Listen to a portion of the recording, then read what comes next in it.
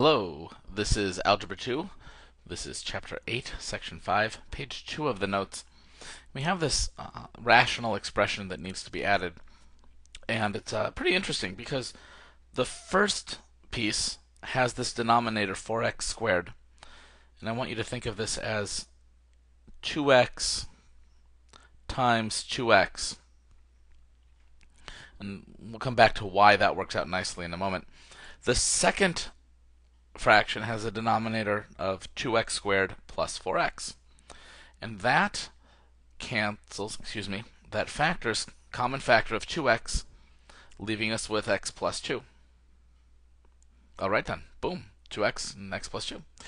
Now, the least common denominator is going to be kind of a combination of them, because notice that both of them have a 2x factor in common. So we only need one of those.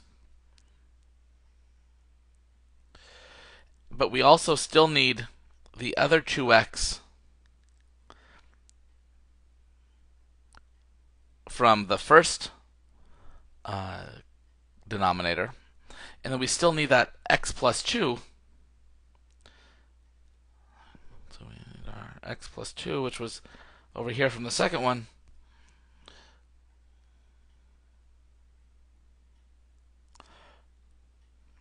Oops. There we go. Now I've tried to underline where they were coming from. Notice that the green means it came from both of them. We're saving ourselves from multiplying a couple things together that we don't need to. That's the reason why. So that's going to make, let's see, we have x plus 2. And then we have, you could multiply those two x's together to make 4x squared.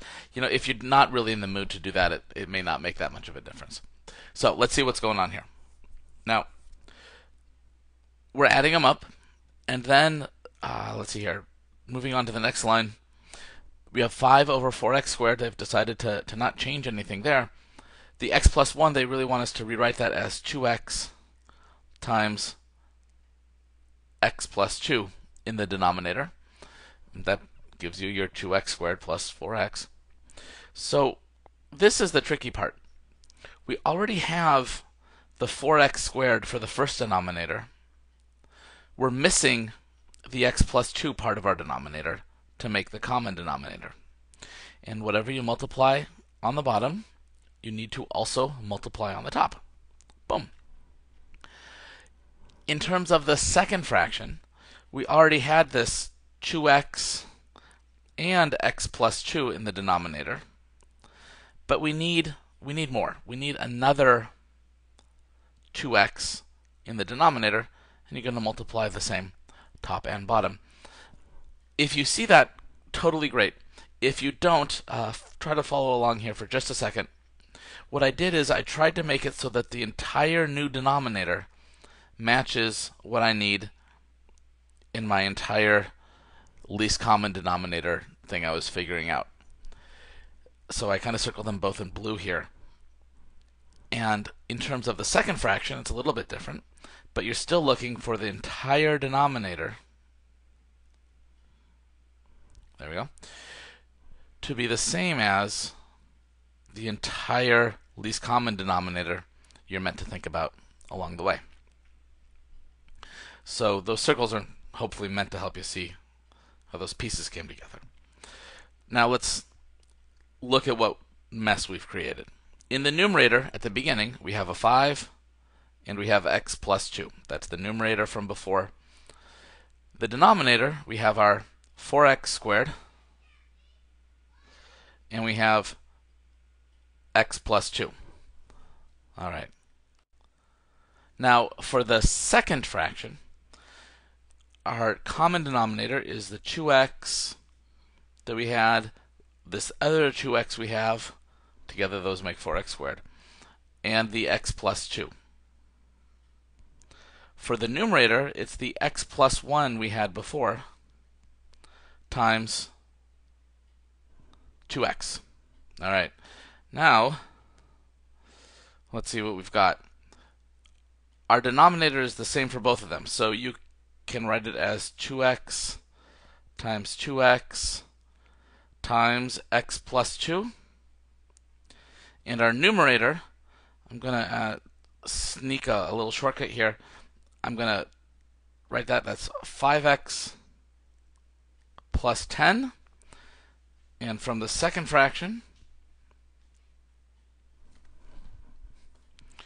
it becomes 2x squared plus 2x. So now I know that we've got it written down, but to be honest, our answer looks kind of ugly.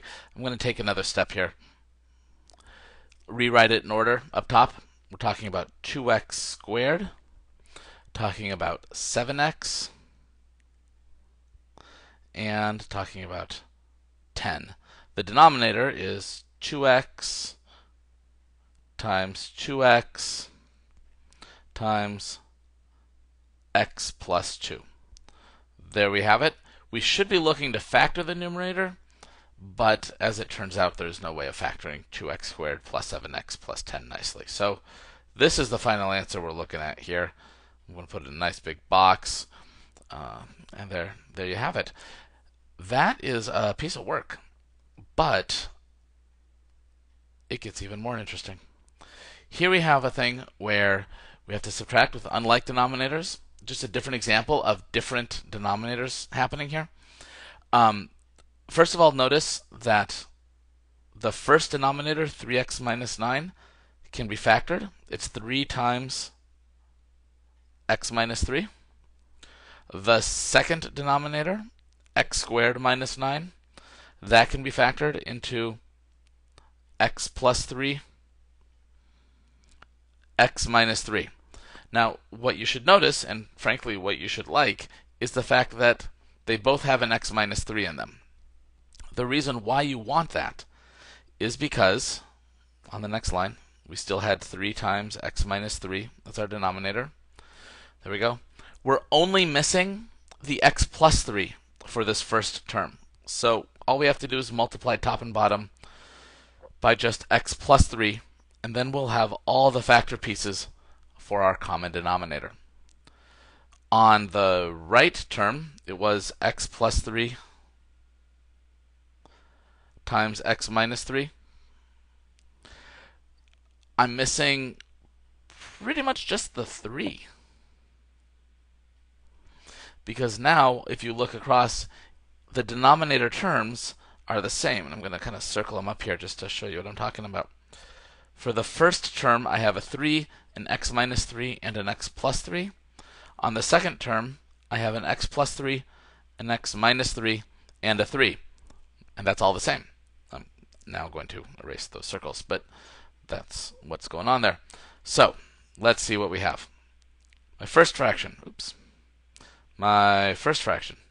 My denominator is 3 x minus 3 x plus 3, and my numerator is going to be 7x plus 21, because the 7 multiplied by that x plus 3. On the second fraction, my denominator is 3 x plus 3 x minus 3, and my numerator is 3x plus 12. That x plus 4 multiplied by the 3, 3x plus 12. All right, now we subtract. So we have that common denominator, 3 x minus 3 x plus 3. And let's see what we have. 7x minus 3x is 4x. 21 minus 12 is 9. 4x plus 9 over 3x minus 3 x plus 3. We should look to see if we can factor this some more, especially the numerator, but we can't. So that's it. That's all for page 2. And thank you for watching.